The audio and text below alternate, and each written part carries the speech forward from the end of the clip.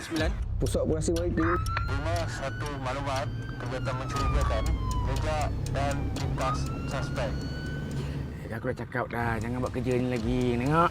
Kau korang pun satu menggelabah sangat mana aku pergi kau orang ada. Lapor segera maklumat jenayah di laut menerusi 999.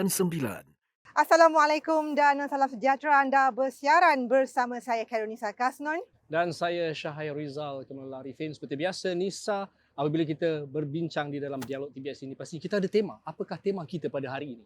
Topik kita adalah membelah samudera, mendaulatkan negara. Dan pastinya istimewa dialog TBS pentas diskusi anda pada minggu ini.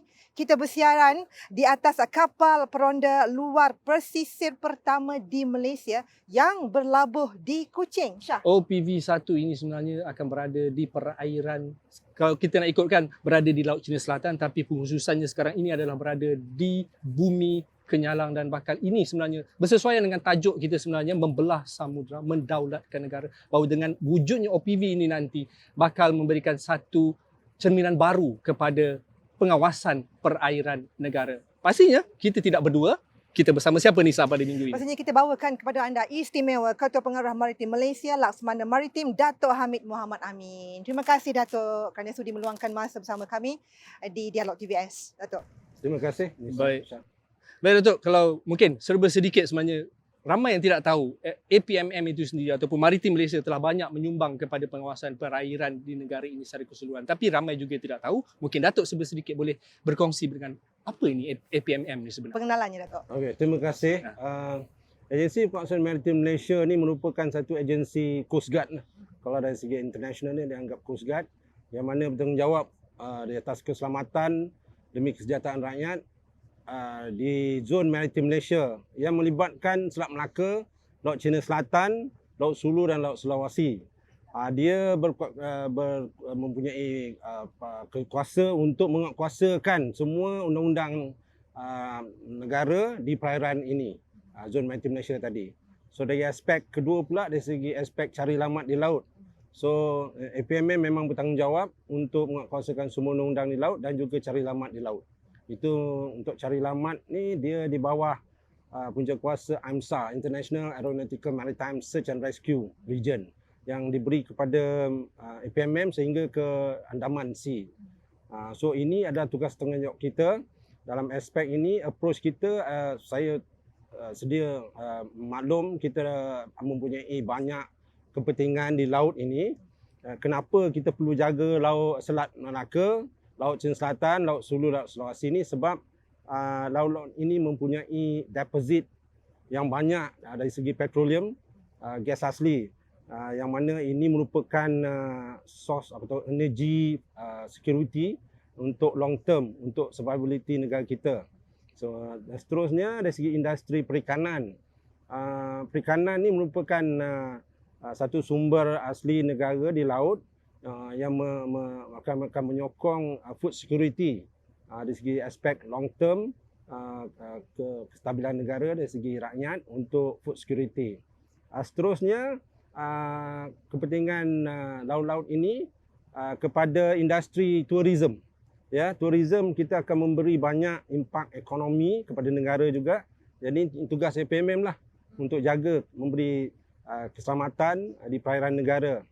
Seterusnya, kalau kita tengok di peta dunia, Selat Melaka, Laut Cina Selatan ni merupakan laluan antarabangsa, trading antara kapal-kapal perdagangan daripada Amerika, Europe, ke Timur, ke China, ke Korea dan Jepun dan sebaliknya. So, laluan ini yang sangat penting. Kalau tak selamat, ini akan memberi impak negatif kepada negara dari aspek menjaga perairan ini untuk laluan antarabangsa. Ini sangat penting kepada antarabangsa lah. So aspek ini dia memerlukan satu agensi yang efektif lah. So maknanya yang tadi itu kata kita kena berada di laut kan. So aspek ini memang teras operasi itu adalah salah satu dia ever present. Salah satu ever present maknanya APMM kena berada di laut inilah. So kena berupaya dari aspek keberadaan tu. Dan seterusnya yang kedua adalah selepas ever present tu adalah dari segi deterrent. Dengan hadirnya aset-aset laut, udara, FMM di perairan negara, kita memberi cegah rintang lah kepada semua orang lah. Jangan buat jenayah di laut Malaysia lah. Kan ini melibatkan semua akta lah kan. Akta perikanan yang melibatkan bot nelayan asing yang menceroboh, akta-akta lain, penyeludupan dan sebagainya. So seterusnya dari segi nak menentukan kita dapat melaksanakan tugas ni ever present dan semua sekali itu kita kena ada maklumat lah.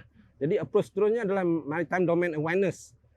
Maritime domain awareness ni FMM ni kena tahu apa yang berlaku di laut, apa di Selat Melaka, apa di utara Selat Melaka, apa berada perairan di Tawau contohnya, ataupun di Kudat atau di mana saja. So kita melaksanakan aktiviti-aktiviti maritime domain activities kepada semua kita punya stakeholder lah, dan juga community maritim lah, terutamanya community maritim dengan engagement dengan mereka. Dan seterusnya adalah forward reaching, keupayaan kita hingga menjangkau zon ekonomi eksklusif Dua Rata Batu. Ini OPV kita ni. Dia multiplier force kita, dengan mana adanya OPV ni dia boleh bawa helikopter. And then capability dia boleh merangkumi mengawal seluruh 200 batu nautika zon ekonomi eksklusif yang di bawah zon maritim Malaysia. So ini adalah sangat penting. Ini merupakan kita punya trust untuk operasi kita lah. Sebelum kita pergi lebih lanjut mengenai OPV ini, sebenarnya ramai juga yang bertanyakan, Datuk ada maklumkan APMM ni, maritim ini adalah menjaga laut perairan negara. Apa bezanya dengan Tentera Laut Diraja Malaysia, dengan Coast Guard, dengan agensi lain? dengan agensi Tadi lain? sebut Tentera Laut kan? Ya. Kawan saya tu, Panglima Tentera Laut, Seri Rahman. Ya. Okey, dia bezanya bagus lah. Saya dulu Tentera Laut 23 tahun setengah dan sekarang masuk 19 tahun dalam FMM lah, Coast Guard. Saya tahu beza dia.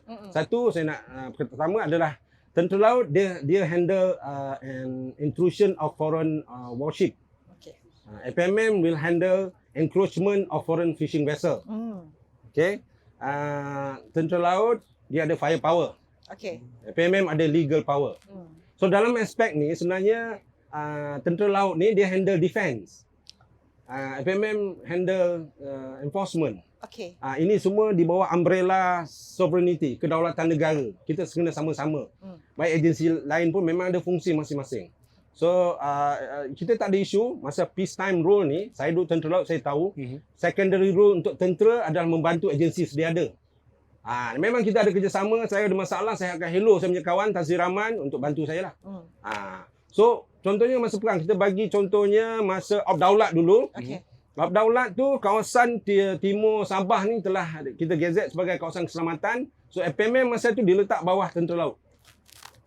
Memang Tentera Laut yang akan handle kawasan tu, menjaga keselamatan, dan semasa jangka masa tersebut ada sebab-sebab tertentu telah digazetkan sebagai kawasan keselamatan. Kita akan melaksanakan tugas di bawah Tentera Laut.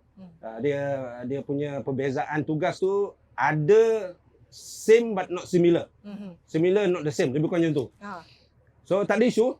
And then dari segi yang lain pun sama, bukan macam polis memang ada tanggungjawab dia masing-masing, custom semua. Dan yang contohnya macam custom, perikanan, jabatan perikanan, jabatan mereka yang menggubal dasar. Okay, dasar contohnya dasar perikanan, jabatan perikanan lah. FMM akan melaksanakan dasar tersebut dalam bawah akta perikanan lah contohnya. Kita melibatkan jabatan laut, kita melaksanakan menguatkuasakan MSO, custom pun kita melaksanakan akta custom di zon maritim Malaysia. Memang kita ada banyak kerjasama dengan agensi-agensi ni. Contoh ni baru-baru ni memang saya dah berjumpa dengan Ketua Pengarah Custom dan kita dah ada lama operasi bersama dipanggil Op Kasma. Dan contohnya dengan Jabatan Perikanan pun sama. Op Madov Maritim, Department of Fishery, dan dengan even jabatan ataupun SPRM pun sama, kita ada kerjasama. Semua kita ada kerjasama agensi. Ini adalah sangat penting because ini adalah the whole government approach. Ya, jadi kita agensi ni memang bekerjasama untuk menentukan keselamatan di laut ni. Yang tadi saya kata tu, at the same time kita juga ada maritime community activity bersama semua maritime communities yang berada di negara ini, termasuk perkapalan, persatuan perikanan. Kita bantu mereka dalam menentukan keselamatan mereka terjamin lah untuk gunakan di perairan Malaysia. Saya nak tambah sekali, ada segi aspek tu. Silakan Dato'. Dari segi tugas ni, saya memang bagi tahu saya punya warga ni, kita punya approach daripada Five Line of Mao Zedong, iaitu proaktif, reaktif, mass mobilization, internal allies, external allies. Yang proaktif ni semua kapal ke, bot pemerintah ke, aircraft ke, star team, radar, dia orang kena buat tanggungjawab dia orang. Dah disenaraikan tugas tanggungjawab mereka kan. Mereka diberi gaji oleh kerajaan, kena laksanakan tu dengan proaktif. Tak perlu saya nak bagi tahu. Mana yang tak buat tu saya kena beritahu lah kan. Tu yalah, terpaksa.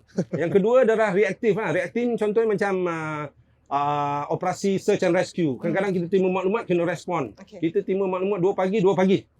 Alhamdulillah saya tengok warga FMM memang dia akan laksanakan tugas menyelamat di laut ni dengan cemerlang lah.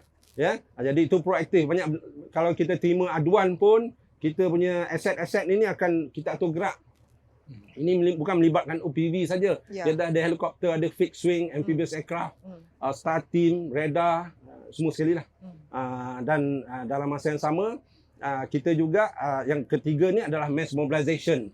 Saya memang emphasize pada warga FMM untuk tidak working in silo. Kan? Kalau dia working in silo, dia orang kena jawab dengan saya lah. So dalam hal ni, semua akan diatur gerak bersama. So dalam masa yang sama ialah kita melibatkan semua agensi jugalah. Okay, saya pergi seterusnya adalah nombor 4. Jadi proaktif, reaktif, mass mobilization kan. Yang keempat ni adalah internal allies. Internal allies ni yang tadi ya. Tentera laut, Jabatan Laut. Yang berkaitan dengan laut lah. Even pejabat ataupun JT Kuching ni pun pelabuhan memang kita very close lah. That's why kita terima kerjasama dari sini, kita boleh merapat di sini buat sementara waktu. Sementara kita nak bina JT. Ada strategi lautan biru lah di situ. Yes. Itu dipanggil whole government approach lah. Tahukah anda, kerja cari gali di pelantar minyak luar pesisir pantai merupakan salah satu aktiviti yang paling berisiko tinggi dan berbahaya. Aktiviti pencerobohan di kawasan pelantar minyak seperti ini merupakan tindakan yang salah di sisi Undang-Undang Malaysia. Kawasan pelantar minyak merupakan kawasan larangan yang telah diwartakan di bawah Akta Kawasan Larangan dan Tempat Larangan 1959. Pada mereka yang menceroboh, sekiranya ditangkap dan didapati bersalah, mereka boleh dikenakan maksimum penjara 2 tahun atau denda RM1,000 ataupun kedua-duanya sekali. Tindakan menceroboh kawasan pelantar minyak bukan sahaja memberi risiko berbahaya kepada penceroboh, malah ianya menggugat keselamatan pekerja pelantar. Oleh itu, alihkan perhatian anda ke kawasan yang lebih selamat sebagai tanda sokongan kita kepada wira kita di pelantar minyak dan gas negara untuk menjalankan tugas selamat dan terus memenuhi keperluan tenaga negara.